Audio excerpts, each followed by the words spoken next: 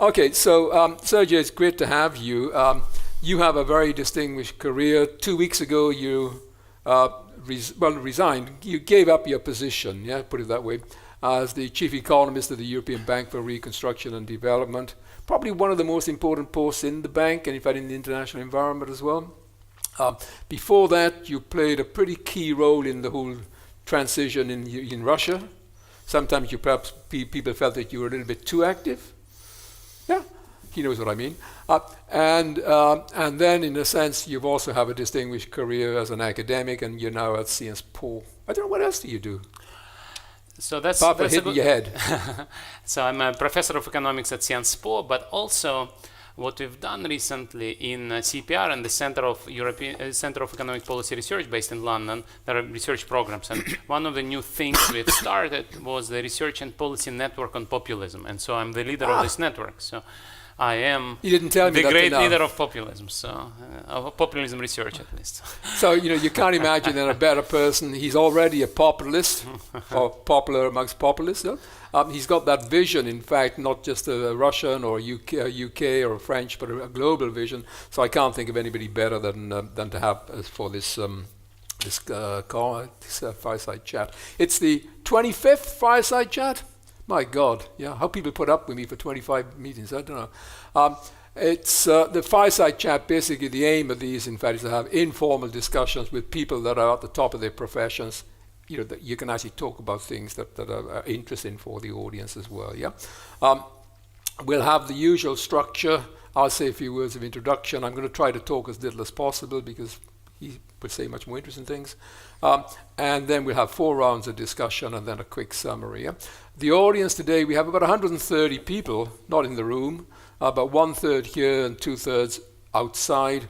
I think there are 30 odd countries that are represented, so it's quite an international, and that really reflects the way that we work at Vienna in the Institute. I mean, we are basically 90 researchers and professors from 40 different countries.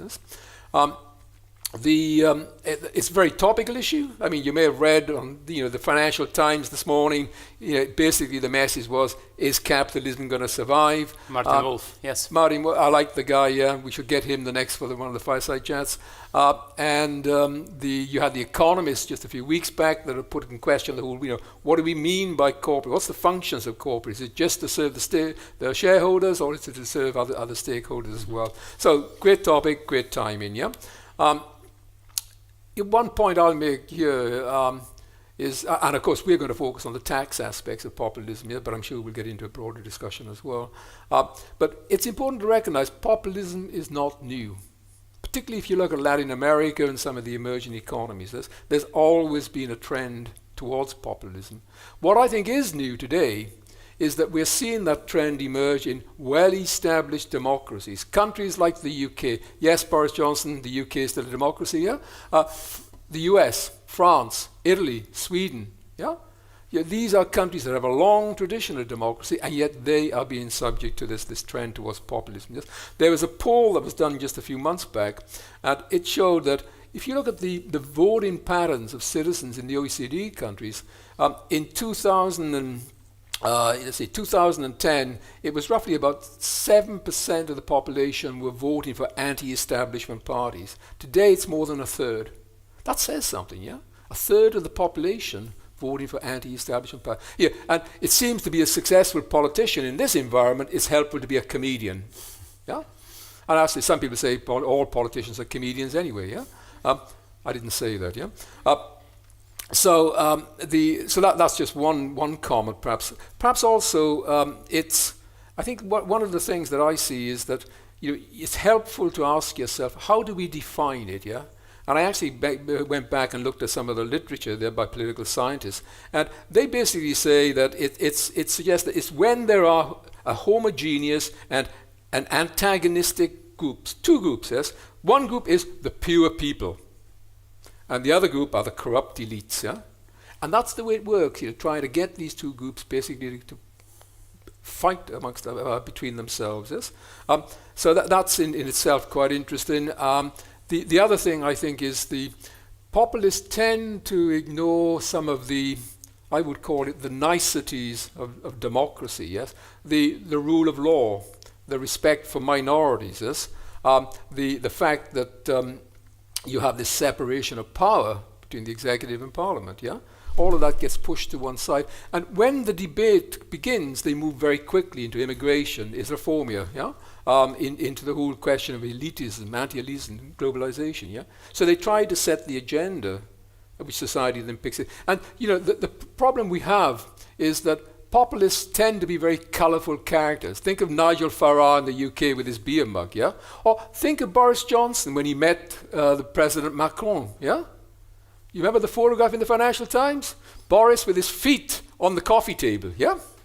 He didn't do that by accident, yeah? But it took President Macron about 5 seconds to get that foot off the table. And it took Boris about 18 minutes to get his feet off the table, yeah? So it's, in a sense, it's an uphill struggle because these people are natural actors, yeah? And, you know, unfortunately with social media, that counts a lot, yeah? So that's just a few words on all of introduction. I think one thing that we do need to keep in mind, you know, populism in itself may not be a bad thing. Because if it generates and encourages a greater participation, particularly on the part of young people in democratic process, in the political processes, that's a good thing. So it's really a question of how do you channel that, getting away from the negative to the positive things as well, yeah?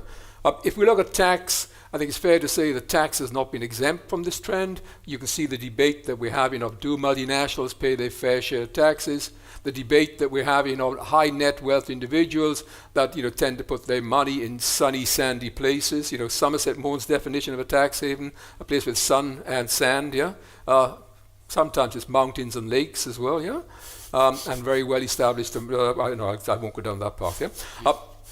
So the tax debate, I think, has been quite influenced by this this trend towards populism. And to me, and that's one of the things that I think should guide us when we work on tax. I mean, taxes are the price we pay for a well-functioning democracy. I didn't invent that. There was a US judge, yeah? And that's important to keep in mind, because when you talk about taxes, you're not just talking about raising money. You're talking about accountability. You're talking about getting good value for money, getting citizens engaged, in fact, yeah? The taxes are more than just about raising money, yeah? Any comments? You agree? I agree. I agree. And also the big question is whether people believe that the system is fair. And that, of course, relates to the tax system. So. And perhaps it's also, Sergei, it's you know, before you talk about tax or tax reform or tax accountability, you need to step back, and I think you asked two questions here. Are governments delivering the citizens want? Mm-hmm. Yeah? And are they doing that in an efficient way? And if the answer to those two questions are yes, you're sort of 50 to 60% on the way of getting good compliance, good acceptance of what the tax. If the answer is no, it's an uphill battle, yeah? And I mean, and there are developing countries like South Africa, where people say, why should I pay my taxes? I have to pay for private security services. I have to pay for private health. I have to put my kids, and these are normal people in private schools. Yes? Well, if the government is not providing the services, why should you pay the taxes? So there's a whole debate going on there. Why don't we move then to the first round, which is really about what lies behind the current trend of tax populism. What do you see as the drivers here, Sergio? Right, Jeffrey, thank you very much for inviting me, and sorry for this delay. As well. Yes, we'll get that fixed at some point. You're right that we need to start with the definition, and the definition you gave is actually the most important definition right now. If you ask economists about what populism is, say 10 years ago, 20 years ago, they would actually go back to Latin American populism and would say something like Dornbush and Edwards would say that this is when you have macroeconomic policy which doesn't respect macroeconomic constraints. So you kind of make unsustainable macroeconomic promises.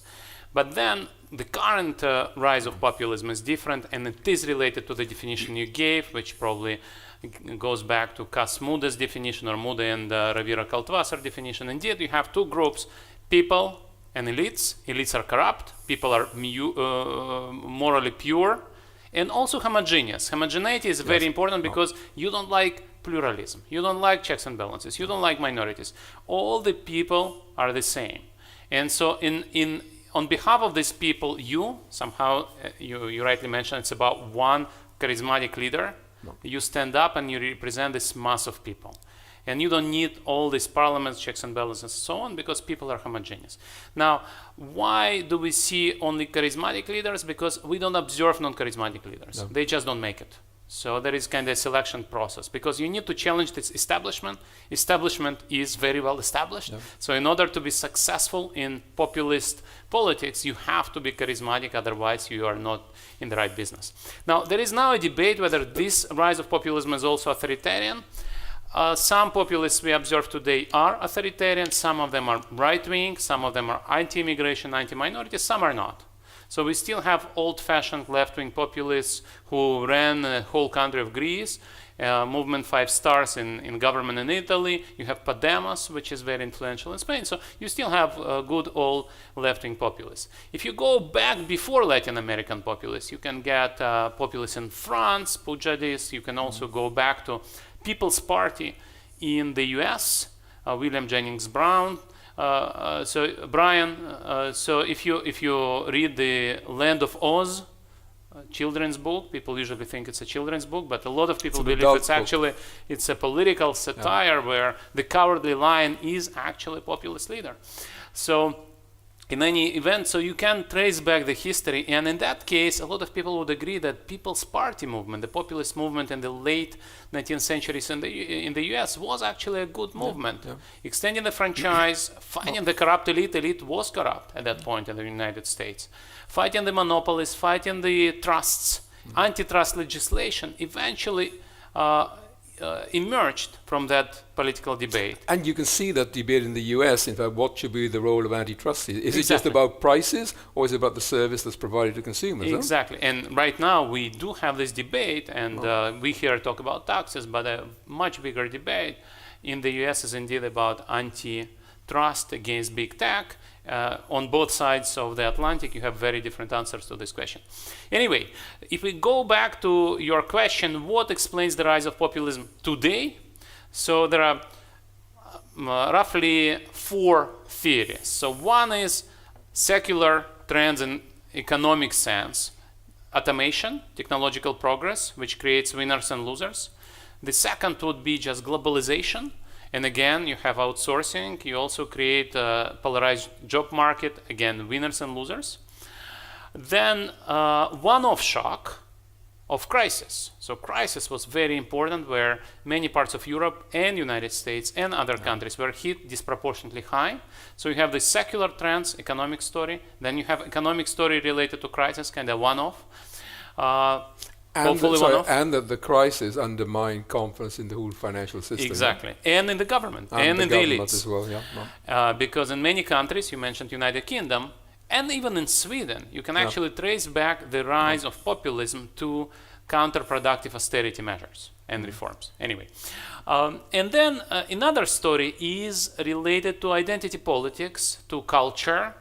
And it's not probably enough to just to point to culture, to identity, to anti-immigration things without talking about economics. So people who talk about culture... He's an economist. Yeah, yeah, people would still talk about how economic shocks trigger the debate about identity and so on.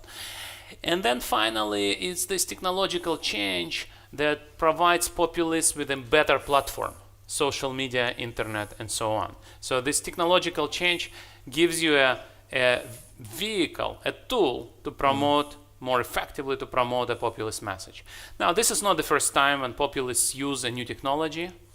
You can go back to People's Party in the US, where this presidential candidate, William Jennings Bryan, used telegraph, used railroads to move around. Do everybody understand the telegraph? It's a bit sort of... You know what that is? I'm sorry. I see a lot of young people in the room. Sorry. Then another new technology was radio. And so populists in the 1930s in the US, the radical right populists like Father Coughlin would use radio very effectively. There is now a growing understanding that radio played a major role in Nazis' rise to power in Germany. So new technology, new communication technology was used quite effectively. And then TV was used by right-wing politicians, Fox News in the US. And so right now we hope that eventually the mainstream politicians will catch up will use internet as well. But at the moment, this new technology is actually there. So as an economist, I can talk a lot about all these things, but I believe in economic explanation. So. And what about the, because in a sense, one of the characteristics of the last 40 years has been the weakening of the trade union movement, yeah? Right. Has that changed the balance of power between firms and employees?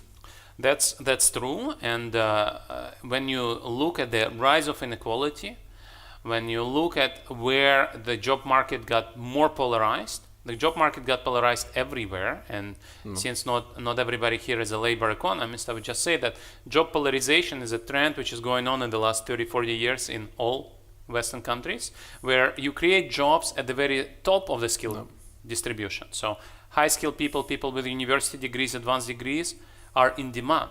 Their wages are growing. They benefit from technological progress. Good news for you, by the way. Yeah, exactly. Man. Good to be in a university when you hear this. Then globalization benefits you. Technological progress benefits you. And then you also create jobs at the very bottom of skilled pyramid, manual jobs, which are too cheap to automate, too cheap to outsource. But then in the middle, you hollow out the labor market. Why? Because these jobs, routine white-collar jobs or blue-collar jobs, are outsourced or automated. And so you have this inequality trend, which is driven by those fundamental factors. And if you don't have trade unions to slow down or somehow restructure this change, then of course you create inequality. But I think one of the things that's going to happen over the next 5 years, much of the technology is going to begin to hollow out the professions, yes? Doctors, lawyers, tax lawyers included, yeah? And because a lot of the routine work that's done, take tax, a lot of the routine work that a tax advisor does, computers can do it much more effectively with AI, with blockchain, yeah? And so suddenly it's going to be a new experience, yeah? It's the professions that are going to feel threatened. Right. And these are pretty well connected politically, yeah? So people who have PhD degrees usually say that their work is not automatable. So as a researcher, I can tell you this work is very creative, so I'm not scared. Yeah. But if you have kids, you always should ask them, is your occupational choice such that robots cannot crowd you out or not? And indeed, the more routine, the less creative your work is, the more likely this job can also be automated. But in a sense, the good side of that is that the professions, the people that continue to have jobs, are going to have much more interesting jobs, yes? Because a lot of the routine tax planning, for example, is gone. It's the really the creative stuff that's there. When my kids ask me, where should we focus? I say culture. That's where you want to go, culture, yeah? Yeah. Because culture is actually going to going to become an economic product in some way. Yeah. Well, if you look at what populists talk about, they want to move us back to some great past, make our country great again. Some of them say. I think I've heard that before somewhere. Yeah, exactly. And so they mean go back to manufacturing. But in most advanced economies, manufacturing is actually a small part of employment, small part of the economy. Most of the work is done in services. And either you have those manual services, which are unfortunately low-skilled, not very rewarding work, which robots yet are not able to do. And then you have creative work, culture, innovation, tax innovation, creating new tax structures, performance. All of that, all creative work, of course, is less likely to be automated, even though robots already write not just software, but also poetry and produce art. Yeah. And what about, Wolf in the Financial Times this morning was talking about rentier capitalism, which is basically means, coming about because you have monopolies, coming about because basically there's a strong interest on the part of management in maximizing profits, your share buybacks, the whole... How does that affect this picture? So I think it's a very important problem. So he talks about this as something which is due to the capture, and we do see capture because we can observe Europe and US, and we see that there is a much stronger antitrust policy in Europe than in the US in the last few decades, and you can see how it is reflected in markups, in prices, and so on and so forth. And that is one story. But then there is another story, which is this natural trend of winner takes all. Yeah.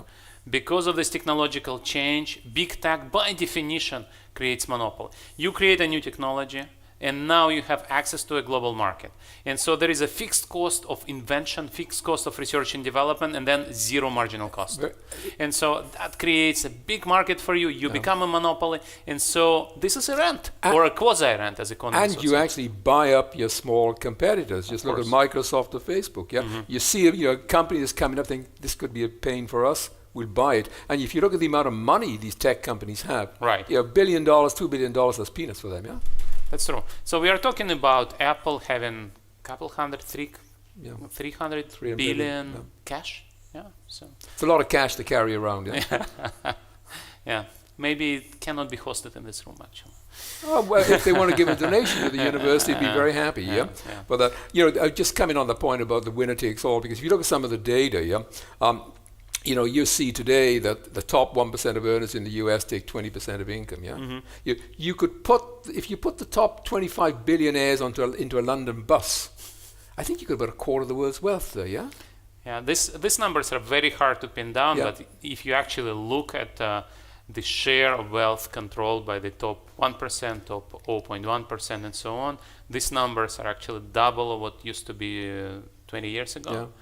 It's a big difference, and this difference, of course, comes from big tech, from finance, from entertainment. These are the industries where globalization really creates much more wealth today than before. You want to watch the best movie star, not the second best. You want to use the best search engine, not the second best. And once you get to the top, the whole global market is yours. And I think that's particularly the case in the financial sector, yeah? Yeah, absolutely. If you look at the financial sector, in terms of salary, I mean, they are always led the pack in terms of paying their chief executives. And in fact, another sort of statistic here that I quite like is that, you look at the ratio between the CEO's pay and the average worker, yeah? In the US, it was a ratio of 42 to 1 in 1998. It is now 347, yeah? In the UK, 48, 129. Yeah, and you ask yourself, what message does that give to society, yeah? I mean, is anybody worth $26 million a year? I wonder. So a lot of economists would say it's a failure of corporate governance, where boards actually don't function as well as they should, and there is a lot of research, a lot of examples which show that this salary comes from the failure of monitoring management better. Yeah. And I've been a board member myself in several companies, including big companies, and I can tell it's very hard to make a case that boards really function well and that shareholders can actually nominate their representatives on the boards, and the board members can control management. It's always very hard, and especially in the US. When we think about the US as a capitalist economy, the corporate governance, especially until very recently, was not functioning well. Until just a couple of decades ago, it was norm. It was almost everywhere, in every company, that the chair of the board would be the CEO. Yeah. And this is something that UK, of course, changed before the US. But if you think about that, think about, I don't know, a parliament which is run by the president, right? So no checks and balances in such a company.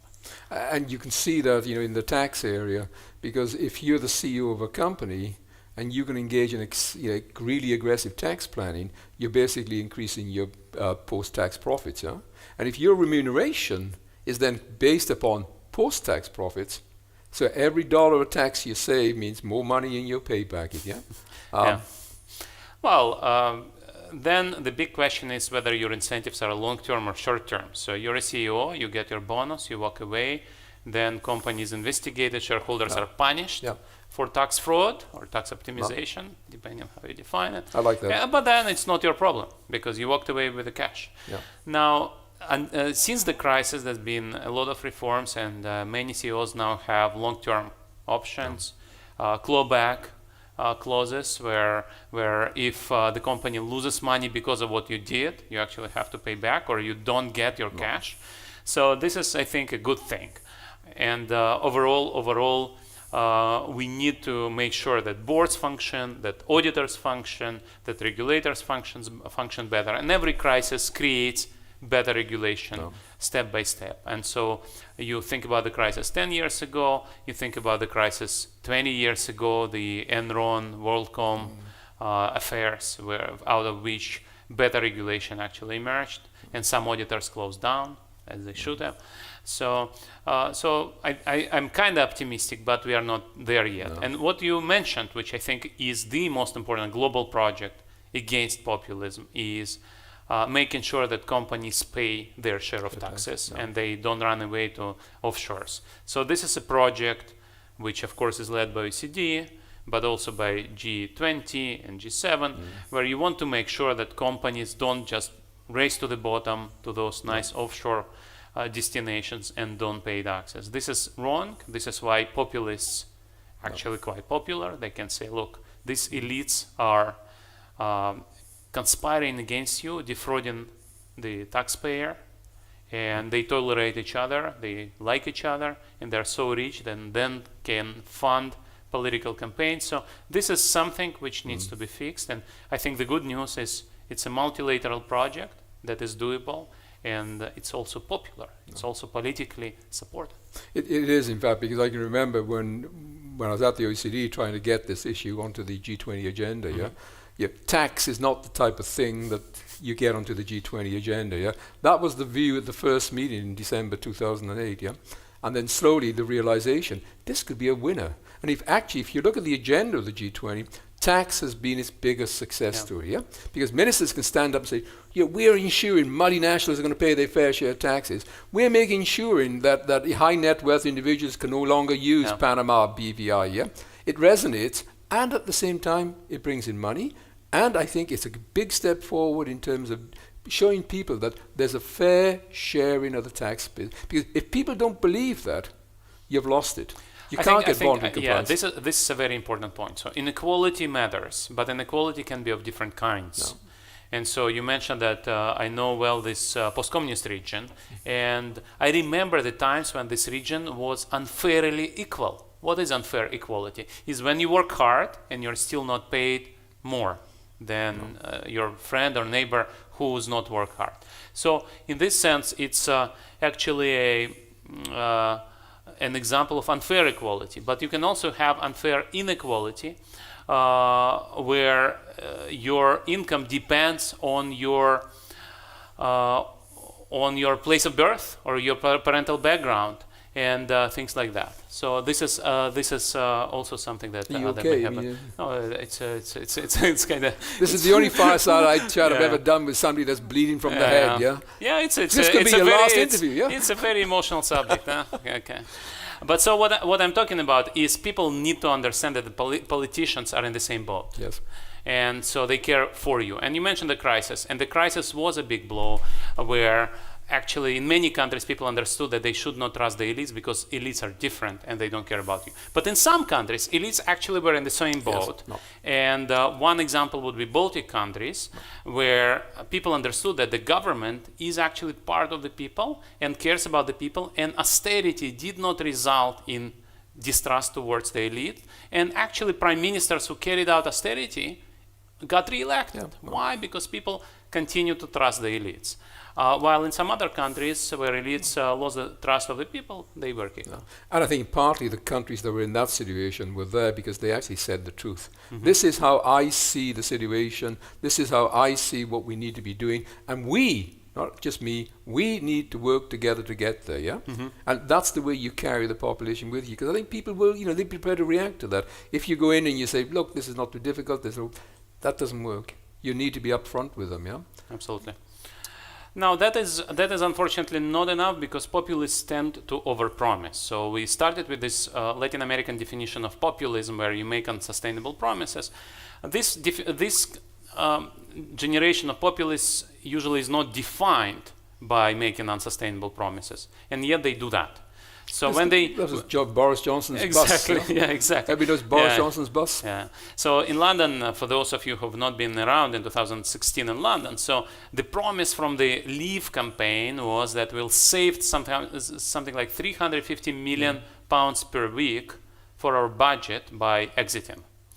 Now the truth of the matter is Brexit has not happened yet, but because of this uncertainty, because of decline of investment relative to counterfactual, UK economy has been losing 1% of GDP a year.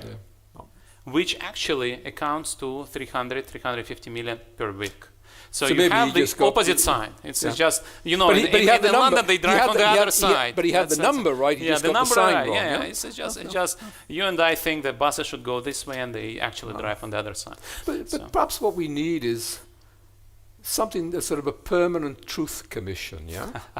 You have Independent fiscal council, you can call it. fiscal Yeah. council. Well, Germany has that, yeah. Yeah. But I think something that actually can say to politicians, "I'm sorry, sir, but that figure is not right," yeah, and that there will be consequences of it, yeah. And this is where populists come out and say these independent experts are experts, Yeah. they're technocrats, we should not trust them. Yeah. They're in the same boat as the elites, journalists, people with the No. tie, people with the Oh, glasses. We should not trust them. Now, I left international bureaucracy 2 weeks ago, so I can afford... doesn't have a tie, I yeah? have no tie. But anyway, we simple people always ridicule those experts who say, well, numbers here, numbers there.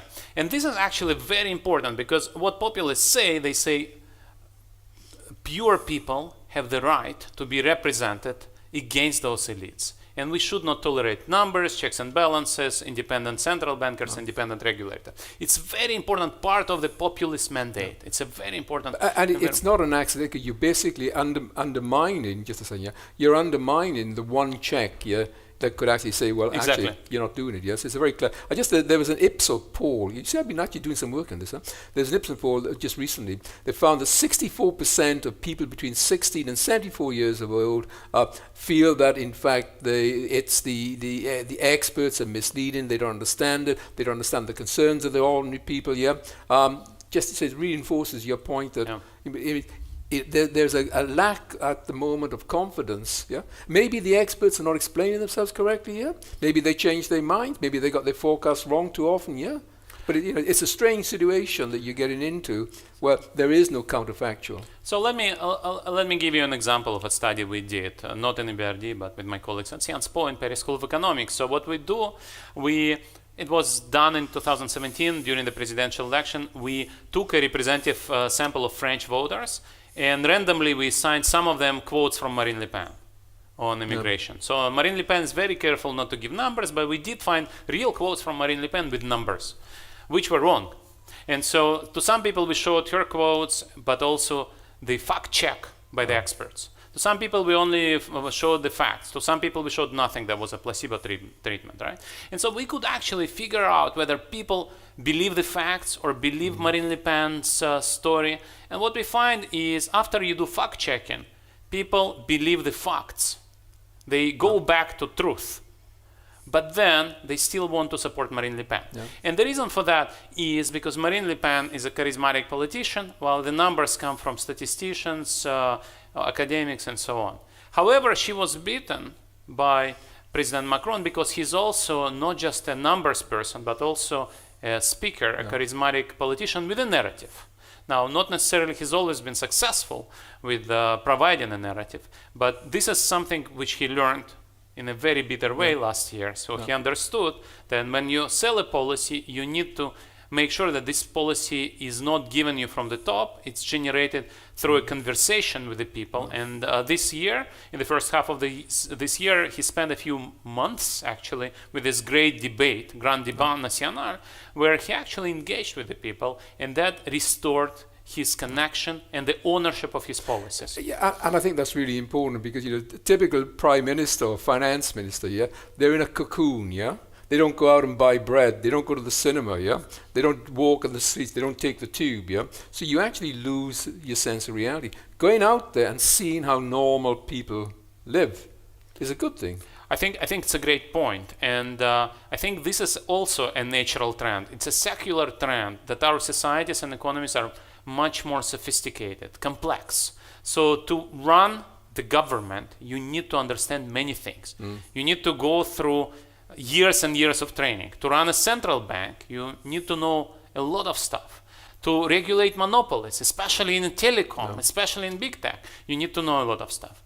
And so once you start thinking about this, who are those finance ministers, prime ministers, environmental ministers? These are people who would go to a top high school. And in France, it's really about 2 or 3 top high schools. Then you go to a Prepa or Sciences Po or Grande École, then you go to ENA, and then you become a politician right away. You have no time to waste. You have to become speaker of mayor or assistant to a member of parliament. Then you become member of parliament yourself. You never see normal life. Why? Because you need to prepare for whole life to become part of this ruling elite. And so you need to re-engage with the people somehow. And this is this huge conundrum. One of the things I see if you went back in the UK 50 or 60 years, is a typical politician had another job.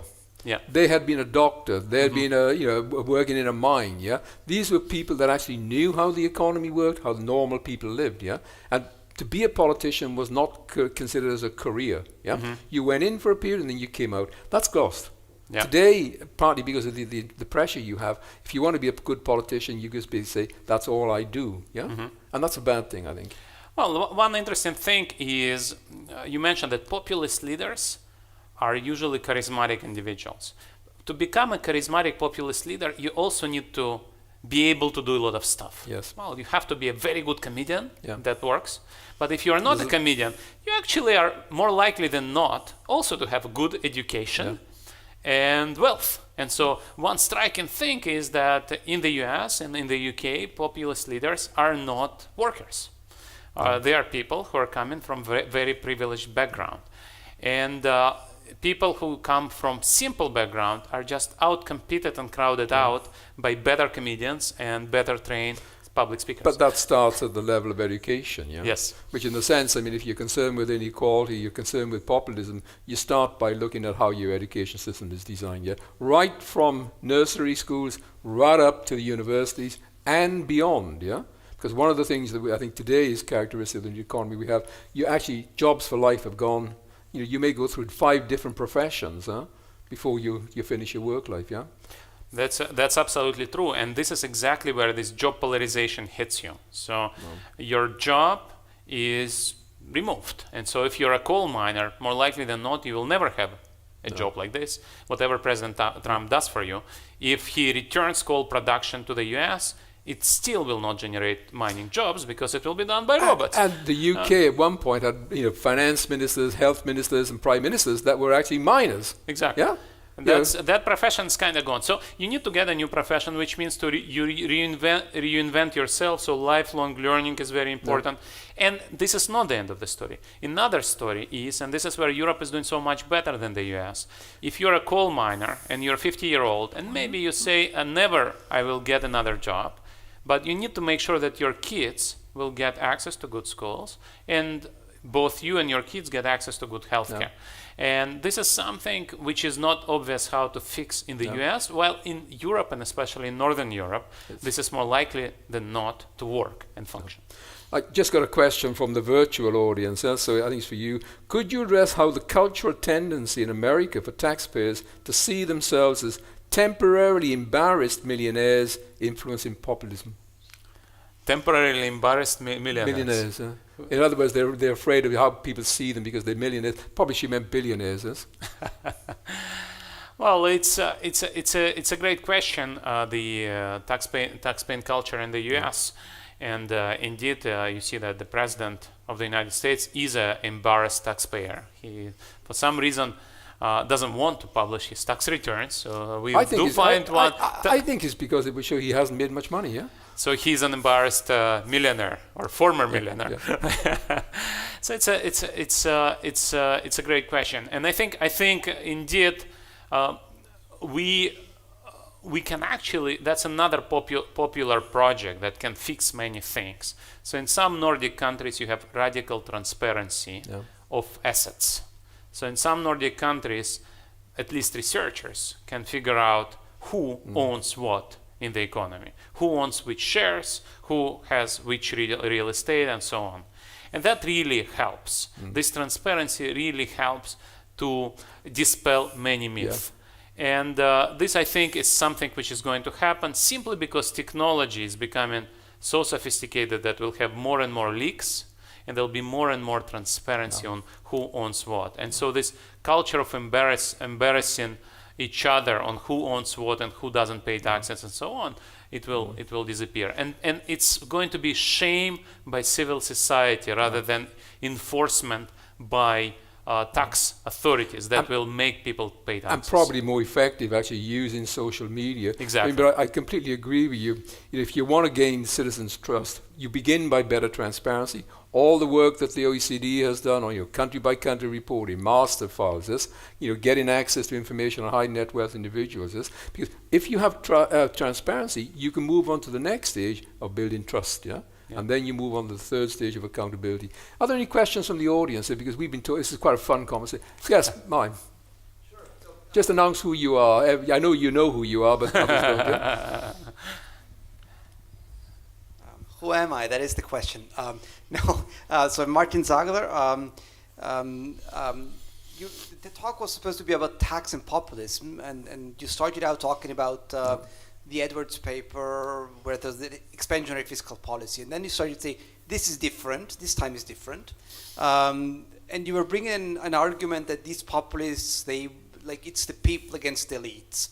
Now you, I think, are an economist. You didn't get that quite. I'm an economist. You're a pretty good economist. Huh? So what we like is theory, but what we like even better is evidence. And actually, we do have evidence now on the first populist parties in government doing tax policy. Now, 3 cases. I should say I'm a professor here in Austria. Jeffrey didn't mention Austria as one of the populist countries. I'm trying to keep my work. You were trying to be polite to your hosts, right? But obviously we know what they do and what they did.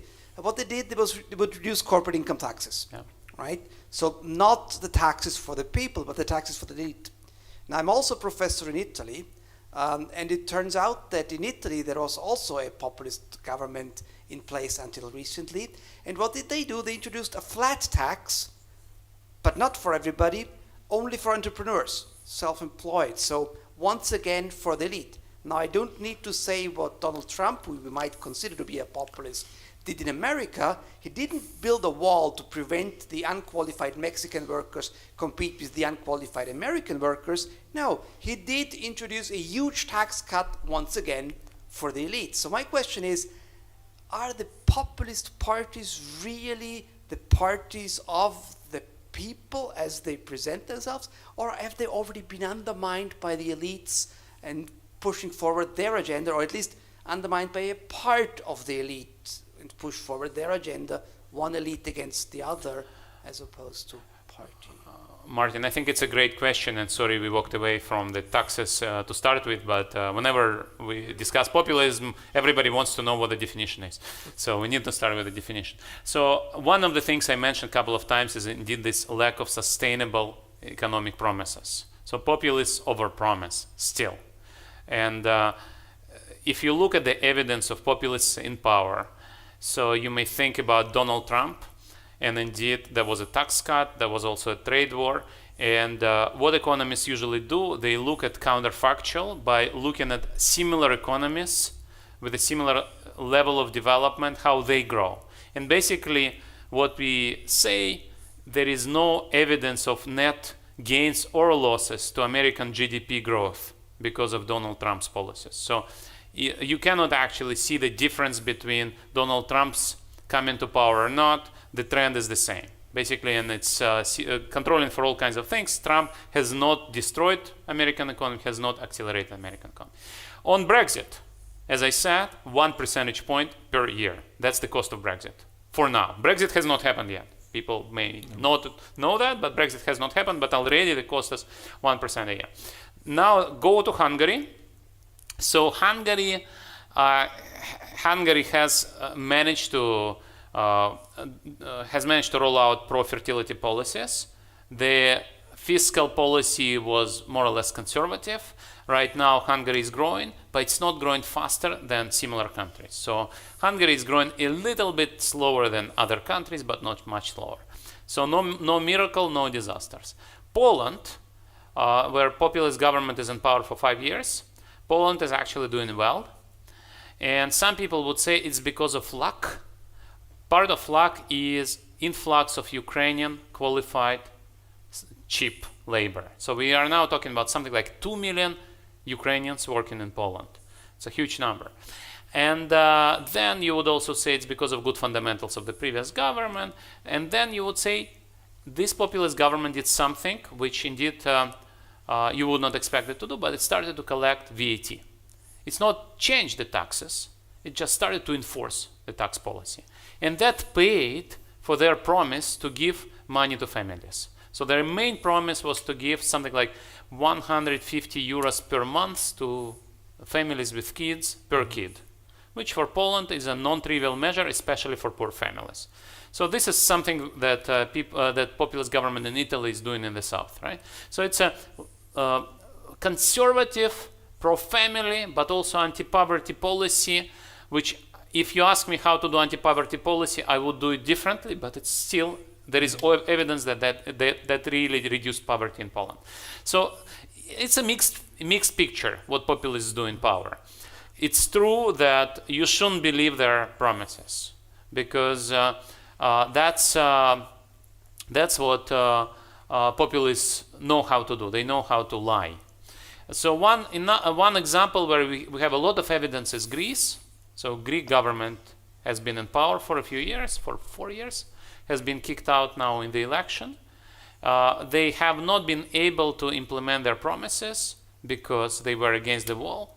Their choice was actually to exit the euro or to follow the conditions of the bailout. And the referendum that they ran showed that the Greek public is not ready to exit the euro.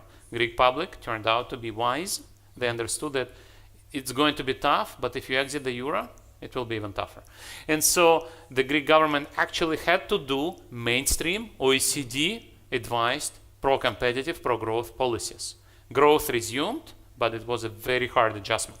So if you go case by case, you cannot really come up and say, well, there is similar picture. There is the same approach. Differently, you would judge against Latin American populists. So this Dornbusch and Edwards book says, let's go country by country, always the same picture. Overpromise, print enough money, inflation is out of control, people stop spending, people start taking money out, economy tanks, real wages fall. Now new government comes, goes to IMF, reforms, consolidation, and so on. Then new populists come, and so on. So in Latin America, you would have the same picture. Today, Trump is one story, Brexit another story, Poland another story, Hungary another story, and so on. And Greece is very different. So, and luckily we don't have many populists in power yet. But it's interesting in the sense, I think, Martin, your question is, well, I'll reframe it. What's been the impact of populism on tax policy? Yeah? I mean, you can actually identify one, for example, Macron, he came in, strong environmental policy, he tried to put in environmental taxes. The Gilets jaunes, it was all about that, and he reversed his policy. Yeah? The other thing I find interesting is that, you would think that the populists representing the pure people, would say, we need to use the tax system to reduce inequalities. And yet, what have we seen? The reverse. In some ways, our tax systems have become less regressive, less progressive. And governments say, that's what Martin said, but I would say that you cannot really argue that about all modern populists. As I said, in Poland it's a bit different, in Hungary it's a bit different. But my question is, why? I mean, if you are representing the pure people, you're seeing growing inequality, you would think, well, okay, fundamentally you look at education, but you would ask yourself, well, why are we moving away from net wealth taxes? 17 countries have it, now 3, Why are inheritance taxes being completely undermined? Why aren't we taxing capital gains? Why did it take us such a long time to get better tax compliance, So there's a sort of a contradiction there. And maybe we're now at a turning point where governments are going to come and say, well, actually, perhaps it's something we do need to have a look at. Because, if you think of why did inequality reduce between the 1950s and 1970s, it was largely because of government. They had very progressive taxes, very progressive taxes. And that had the effect then of saying, well, you didn't grow so unequal. And so I think maybe we will see a reversal of the trend, and countries will begin saying to themselves, how can we use these taxes? So since we are in a democratic country, let me give you a warning, a caveat, right? So people think about populists lie, populists don't deliver to their base, and then they lose. Now, that is in a democratic, that is Trump has delivered. Yeah, exactly. But then in some countries, populists say, okay, we didn't deliver, so our base will vote against us. So what shall we do? We will crush independent political institutions. We will crush political competitions. We'll stay in power no matter what. And so, for example, political opposition has very little chance to compete in Hungary. Yeah. That's something, a country where courts are no longer independent, campaign financing is controlled, media are controlled, so a lot of stuff is going that direction in some countries. So if you see that you don't deliver on your promises, okay, it's your problem. Yeah. I will make sure that you cannot vote me out. This sounds a very familiar tale from the 1930s. Tom, you've been very patient, yeah? So, Tom Richardson from Joint Vienna Institute and the IMF, and I wanted to follow up exactly on this point. I happen to be an American, and so I think You don't have to apologize, okay? I think about politics in the U.S. a lot, and one of the ways that populism manifested itself in the U.S. was through the Tea Party in the Tea Party wing of the Republican Party, which was profoundly anti-tax. But if you look at the states or regions, or even within larger states, the counties where the Tea Party was strongest, where the Republicans were the strongest, they tend to be those regions or states that are net recipients of tax, either from the federal government or from the large state capital. So in a way, you find that the populists are voting against their own interests, right? They're voting for lower taxes when they tend to be net recipients of tax from the center. How do you explain this, and where does it lead? I mean, maybe you're suggesting already where it could lead down the road, but I think this is a major conundrum. How do you explain it? So that's a great question, and more generally, Trump's tax reform. So what Tea Party would actually do if it came to power, it's one story, but we now can observe Trump if we talk about the United States. And of course, the micro simulations analysis of tax reform by Trump shows that the main beneficiaries are the rich, not the lower middle class who voted for Trump. That's for sure. And this is where it is striking to what extent American president can lie to the public and get away with that. And it is probably because he is a very charismatic speaker, Twitterer, and maybe the rise of new media really changed the game. But it is striking to what extent he can make promises he's not going to deliver on and get away with that. So it's something which brings us back to why we are doing what we are doing. All of us need to teach more economics, and Joint Vienna Institute does. And so we need more people to learn more economics to understand where people's economic interest is. There is a lot of research, unfortunately, which shows that rational voter is a myth. Unfortunately, when people vote, they don't fully figure out what the policy platform is all about. One thing I wanted to mention before answering this question is President Macron. I think this is a very big deal, and we just had a discussion with one of his advisors. So this carbon tax is something which needs to be done. And yet, if you think about carbon tax alone, of course, it's regressive. Because you think about educated professionals, they live in big cities, they benefit from public transportation, they suffer from pollution. So for them, carbon tax is a gift from the government. And of course, it's a tax, diesel tax. It was a diesel tax, not a carbon tax. Diesel tax, of course, is a tax on suburban workers who need to travel. 80% of the cars in France are on diesel, yeah? Yeah. Not more, yeah? And so whenever you want to impose carbon tax, of course, that was a big lesson. You need to redistribute back to people who will suffer more. And now there is, because of that experience, there is a consensus in Europe and in the US. We need carbon tax, but the carbon tax needs to be redistributed back to people who suffer. And the big petition among American economists, the big consensus among American economists, there is this letter which is signed by several thousand of American economists, which says we need a carbon tax or whatever, $40 or $2 or $50 per ton, I don't remember, and the receipts should be redistributed back on per capita basis. And then it will be a progressive policy rather than regressive. And I think, in a sense, I get very frustrated when you focus on one particular tax and ask the question, is it progressive or not? You have to look at the whole tax system. And you can say parts of the tax system are there basically as revenue raisers, the VAT, yeah? Other parts are there to be more progressive, yeah? And you should go beyond that. You should ask, what's the overall impact of government on the distribution of income and wealth, yeah? And that requires looking at the whole tax system, the expenditures, and regulations. I mean, in some ways, you could minimum income tax, minimum wages, okay, are perhaps one of the most effective ways you can use that. So it's the whole picture. So I'm quite comfortable when people say the VAT, it's not progressive, maybe mildly regress. That's okay. If that raises enough money so I can finance social benefits for kids, for with families with children, for pensioners, I'm happy with that. But you have to sell it. Yeah, I think eventually, as I said, voters cannot really go into details of tax proposals.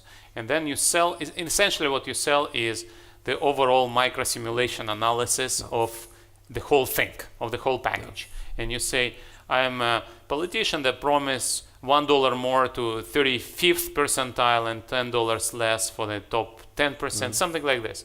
But eventually, yes, you have a lot of levers. And one of the levers that people take for granted is indeed education. You mentioned education several times. And of course, education has features of public good. So you will never have purely private education in any country. And so that means that some people will benefit from government money if they get better education.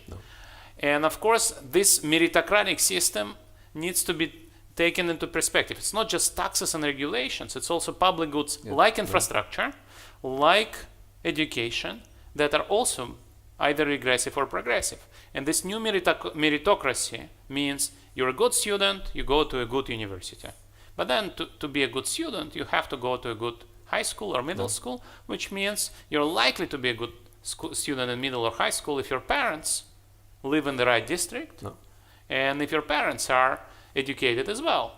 And so when you start talking about this, unfortunately, inequality is very hard to root out. It's a difficult debate because, I mean, you can look at inequality between countries, and there actually we've been quite successful, yeah? That's, the levels of inequality between countries has been really reduced dramatically. There's also the inequality of access, that you start from a rich family, you go to rich schools, you go to rich, and basically it becomes cumulative, Even the social context that you have, you can exploit. So on this we now have good data, which comes from tax data.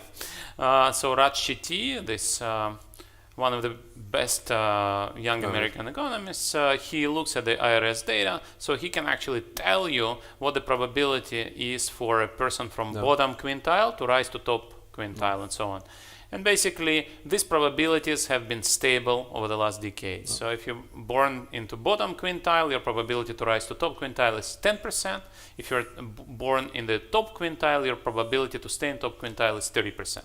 So there is a lot of mobility, but still the game is somewhat tilted. So your chances are 3 times as much if you're born in the right family. Let's do a poll, How many of you come from families that you would consider in sort of the upper income groups? Don't be ashamed to put your hands up. Okay. Oh, not bad. It is a public university here, That's very cheap as well.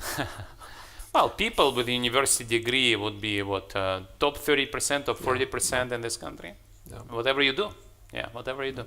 What about looking at the angle of some of the emerging economies? I know you've done a lot of work there, countries like China or the developing countries. Where do they come into this debate on the tax side?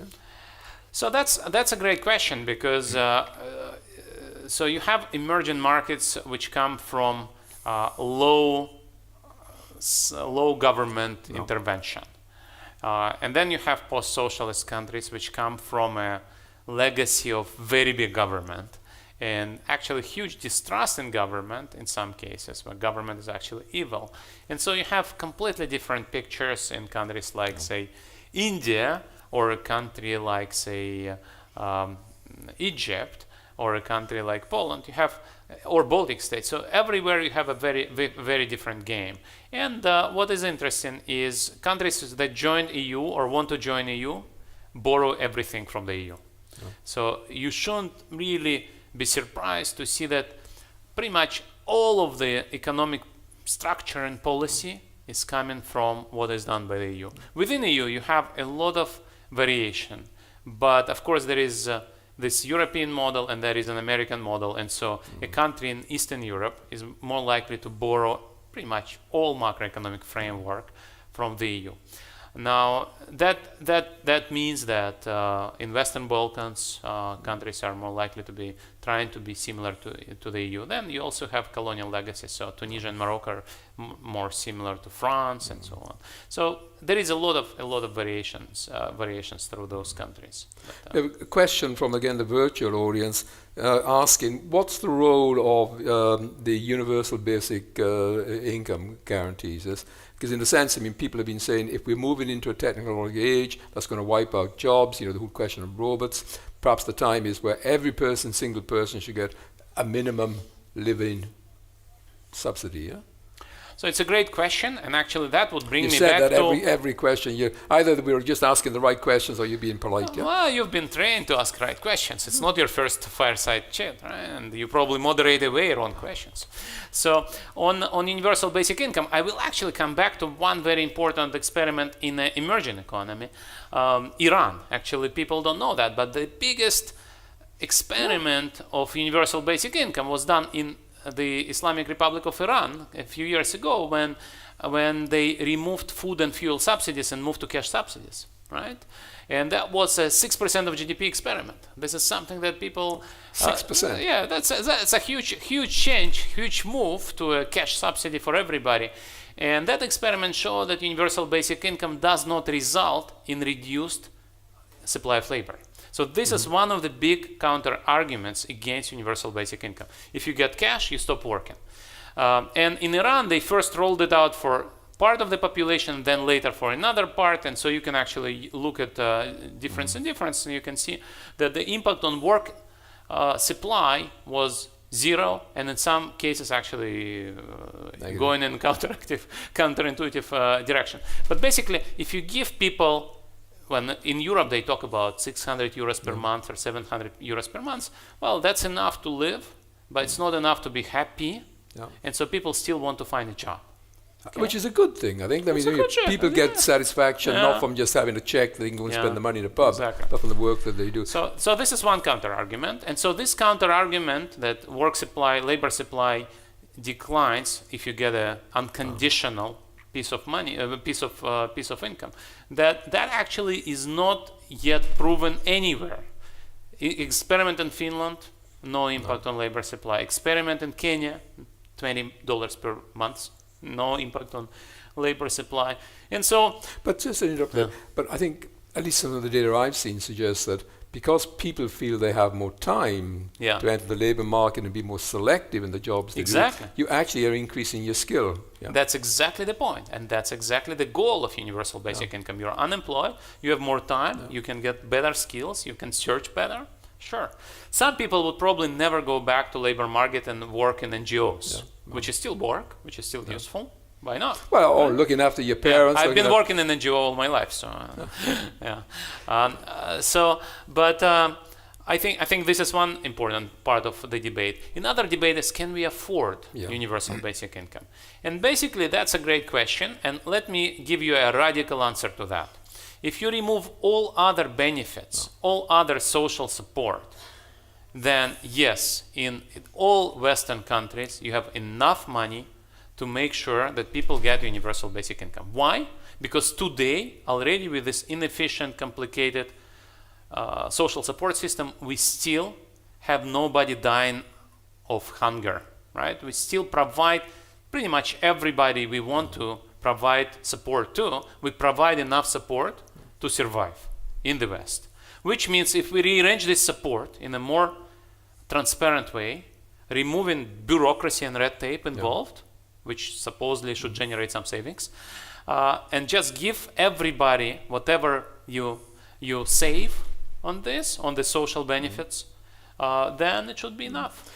So in that sense, there is enough resources if you replace everything else. And then there is a lot of debate whether you should give universal basic income on top of existing social benefits or not. No country can afford not that. Really. No, It's just a bit too expensive. I mean, in a sense, that's very consistent with Moody's vision for India, Or moving towards it. Because there's an enormous saving in terms of bureaucracy that you have here. You get electronic account for every citizen. Everything you can.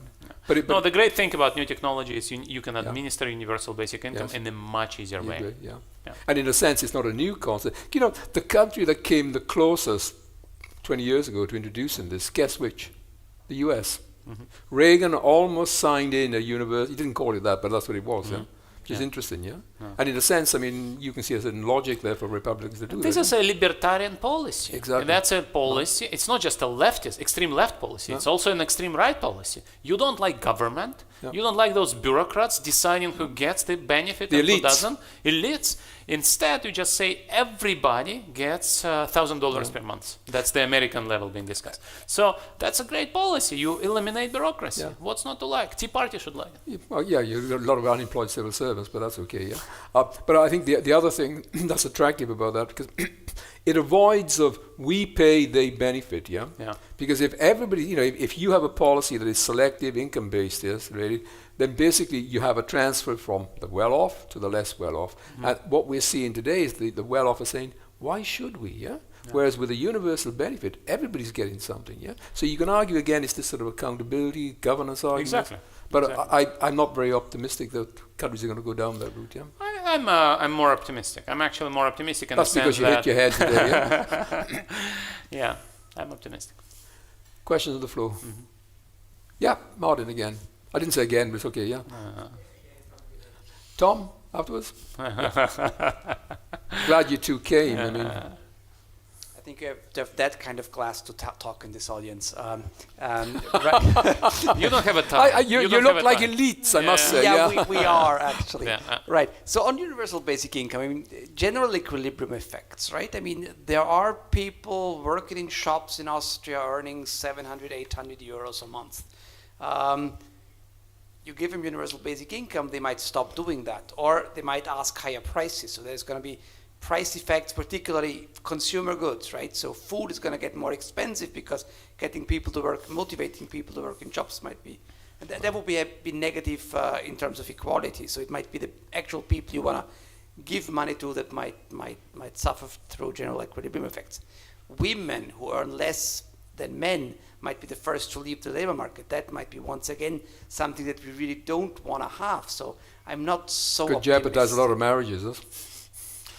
Well, That's actually, something- so let me mention the marriages issue. So this job polarization is now, which is observed in the U.S. There is a paper which shows that it really hit marriage market perspectives of lowly skilled American males. That's actually a major effect because of China import shock and automation.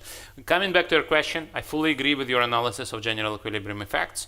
And so for me, it's actually a good thing for equality, because if you're a low-wage employee, that means your wage will go up, as you rightly said, because your bargaining power is going up. And if you pay me 1,000 and I can get 700 without working, I will not work for you until you raise my salary. And so this general equilibrium effect should actually increase wages. You're right that some of these jobs will be eliminated, and that will be a push for investment in productivity. And what is strange is, while we have this debate for many years now, there is no consensus general equilibrium calibrated model of those effects. The experts again. Yeah. Tom. Oh, so I'll take the young lady there if you don't mind, because she hasn't spoken, yeah? To be fair, I did ask the universal basic income question. Sorry. Oh, you asked the Typed it. question? Yeah, it Yeah. was You're taken- cheating. You're not Yeah. supposed to use that online if you hear you. But okay, go It ahead. yeah. worked. Just in response to that, I mean, isn't universal basic income the idea that you're finally paying part-time workers, or especially women who actually work at home and aren't paid for that right now? So even if they leave the labor market, at least they're being paid for these unpaid hours, right? Yeah.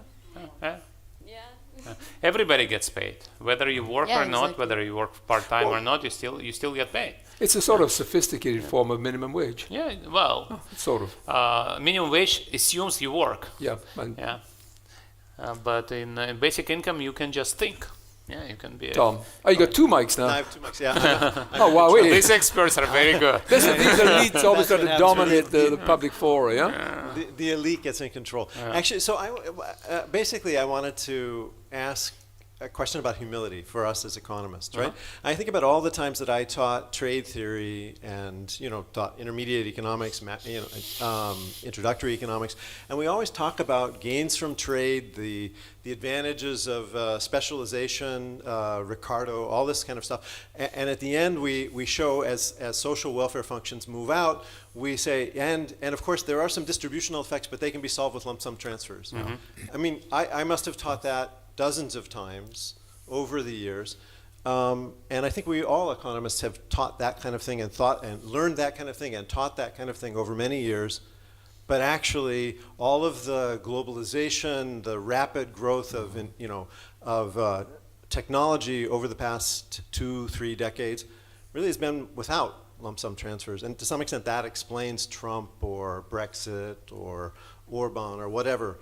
And I'm kind of wondering what responsibility do we as economists have for teaching a nice theory, but then forgetting about it when we go home at night, and in practice the politics doesn't deliver. You've spoken both eloquently about how this could work, but how will it work, right? We have to find a way to make it politically happen. I fully agree with you, and I guess there is a different answer to this question in the US and Europe. And in the US you have the TAA, the transfers for workers displaced by trade, which is very moderate, small, limited. While the welfare state in Europe is much more generous, and there is this argument by Roderick, who says that actually welfare state in Europe is a function of all these shocks. So Europe is actually not anti-trade. In Europe, populists are not against trade. Even Brexiteers are not against free trade, right? And in a sense, in Europe, trade is much more popular than in the US. And in Sweden, it's very popular because workers know that they get access to training, support, and so on. Sorry to interrupt, But you're right, and I fully agree on the humility point. And I think what is scary is that we teach this model and we say national governments should fix that, and it's not my job, and then national governments don't do that, and Yeah, I think partly it's also the transitional costs are borne by a very small proportion of the population, generally in geographical areas that are pretty poor. Yeah, it's also geographic concentration of losses of trade. Yeah, exactly. And you just say, oh, it doesn't matter. This town has disappeared from the map. Yeah.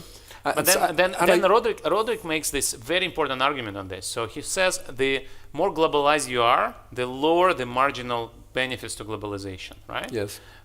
And this, since you're closer to the optimum, there is a square law, right? So the gains are actually going down very quickly, while the needs for redistribution are linear. And so if you assume some cost of redistribution, say 15% or 20% friction, then at some point further globalization makes no sense, because redistribution needs are so large and gains are so small. Then even though you have huge net gains, they're still much smaller than huge redistribution gains. But it does depend on the openness of the economy. I mean, the US is a pretty closed economy. Yeah. Whereas Sweden, Europe, we are a big United Kingdom. Yeah. But there's a question from the floor, because in a sense, I've been a very bad chair here because I don't think we've got past our first round. Yeah. But just one issue, or one question that's coming from the floor is, how can tax sort of direct this populism to make it more productive, to improve democracy? What can we do on the tax side to address some of these concerns, the impact of technology, the impact of globalization, the elites not paying their fair share of taxes? But don't forget, the French politicians that are in jail at the moment because they were using Switzerland, Yeah. So what can we do as tax people to Some of them were actually supposed to fight tax evasion. I could name him, but I won't. Yeah. No, I agree, and in general, fiscal policy is part of the solution. And we talked about tax evasion. We talked about the need to introduce fair tax system, which is trusted by the public, where everybody pays their shares, and so their share. And Warren Buffett says, well, I can actually pay less tax than my secretary, so that needs to be fixed. So one fascinating... and that brings us back to this transparency. Exactly. Because there are Scandinavian countries where you can actually see the tax returns of your neighbor. Exactly. Yeah? Why not? Exactly. Why exactly. not? Exactly. I mean, a bit hesitant in some countries. You could get killed by the mafia, yeah, Colombia or but generally in Europe, why not? So you would think that, for example, France is a country with very capable bureaucracy, and you would think that people do pay taxes. This is kind of true. But then there is this wealth tax, which has been very popular, and its abolition by Macron was very unpopular. And then some people are now saying that we will do an evaluation of that tax, and the government will give researchers data. It's not going to be globally transparent. It will be transparent for researchers, probably anonymized. And the rumor is that you will find out that millionaires pay this tax, used to pay this tax, and billionaires have never paid this tax. So these are the issues that need to be fixed. And it's not. I'm not going to say we need VAT at 15% or 20%. What I'm going to say is, if you want to fight populism, you need to make sure that everybody pays taxes on the books already. And that the tax system itself is perceived as being fair, But I think when we start this debate, as I think we will, on the role of wealth taxes, the role of inheritance taxes, we must recognize, we mustn't be sort of locked into past perceptions, because one of the big arguments against these taxes, apart from the economic one, was we can't do it. We don't know which people have their assets offshore. That's gone now with the OECD work. That's gone. The other is too difficult. How do you track these assets? That's where blockchain comes in. So the combination of tax transparency and technology actually requires us to reevaluate why do we have these taxes? How do we make them more effective? And the one criteria I get really pissed off with is they raise money. I don't care whether they raise money or not, because a wealth tax, that is a backup for a personal income tax. No, of course, the inequality of wealth distribution is much higher than inequality of income distribution. And of course, inheritance tax is the most fair tax. You want to give people equal start when they are born, and so inheritance tax is, of course. Well, and it's even good for rich families. Your children can no longer rely on having so much money. They got to actually do things for themselves. But then, if you ask yourself as a parent, I would be against it. If you ask yourself as a parent, do you actually? Is the incentive there for you to work harder because you could give some money to your kids? And of course there is. And so you don't want 100% inheritance tax. Level, You are still in the world of having read Piketty 1, but there is now Piketty 2, which goes into a much higher level of wealth and inheritance taxes. So since I guess you've not read 1,200 pages. I'm still working my way through the 900 pages. I like his analysis, I don't like his conclusions. There is a 1,200 page new book by Piketty, still available in French only. It will come out in English in March, where he talks about inheritance taxes at the level of 90% or something. So wait for this. No. But I think you're right. Technology is changing this conversation, and also we need to remember that 100 years ago, some taxes we are taking as normal today were exotic.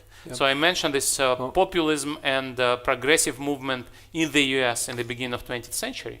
Before that, U.S. did not have income tax, didn't have progressive tax, and that emerged from this populist push. And income tax was supposed to be exotic. Corporate income tax was supposed to be exotic. No, that happened, and suddenly we take it as normal. So that's sort of a good news. Maybe, in fact, this move towards populism will enable us to have an in-depth review of what we're trying to do with our tax systems.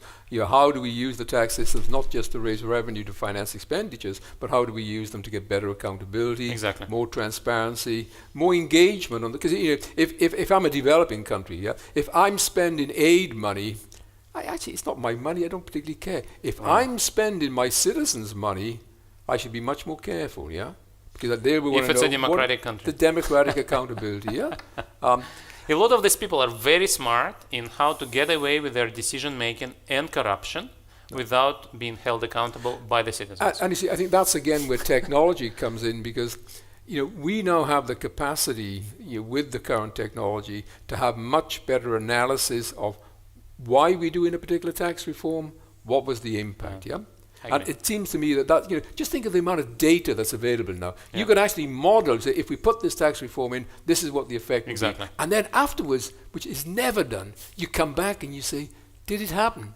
And then the politician that proposed it, they should have to go on a podium and say, the data don't support you, No, this is what's happening now with this ESF, the excessive wealth tax in France. It will be an evaluation, and I think it's a good thing. 90% of French voters support reintroduction of this tax, and Macron believes that it needs to be evaluated first. So it's fine. And maybe we were coming to the end, but so what do you say to Bill Gates' idea of we have to tax robots? That's the way to level the playing field between physical people and automation.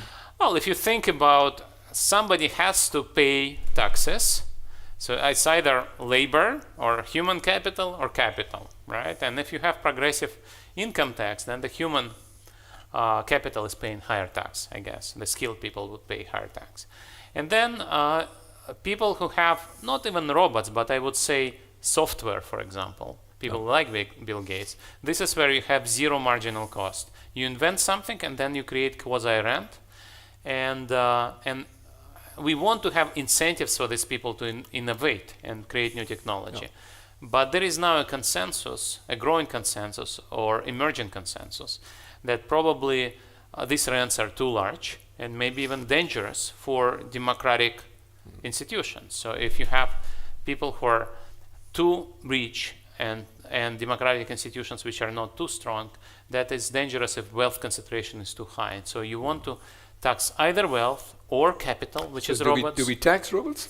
Sorry, I think we will. I think we will tax capital, and especially we'll tax things like new technology. So, but I think which is a delicate act because you may undermine incentives to innovate and create new technology. And that's particularly important for Europe. I mean, you have to ask, why don't we have any leaders in the field? And you don't want to put any new tax barriers to that, yeah? Well, as I mentioned, some of the things are not bad because Europe does have antitrust policy. Yeah. Europe is a very interesting place where antitrust policy is done at the Europe level, at the Commission level. And we just had this amazing experience where top German firm Siemens and Alstom wanted to merge or create a cartel, and Brussels said no. And both French government and German government got really unhappy about this. And yet the Commission prevailed. And this is a great example where independent regulators actually worked really well. While in the US, some people would say that antitrust policies of the last decades have been too lax. And that's why you have large markups. This is why you have less entry, less innovation, and less business dynamism. Because monopolies are too strong in the US right now. So it's a success story for the EU to tell on that, I think, yeah? Well, yeah. Some people miss European Googles, and some people would blame it on fractionalization of digital union, digital market. So there is some truth in that as well. Some people would say, indeed, high income taxes move innovators far away to the US, East Coast or West Coast, so that may also play a role. But is that true? You look at France. I mean, France is one of the most active sort of blockchain community, innovative. It's actually France is doing quite well in attracting that type of investment. Well, still, of course, the capital of innovation is the US and Silicon Valley. And China is emerging as well, no? Well, in China, have a very different model. It's not driven by private initiative and low tax rates. It's driven by government support, subsidies.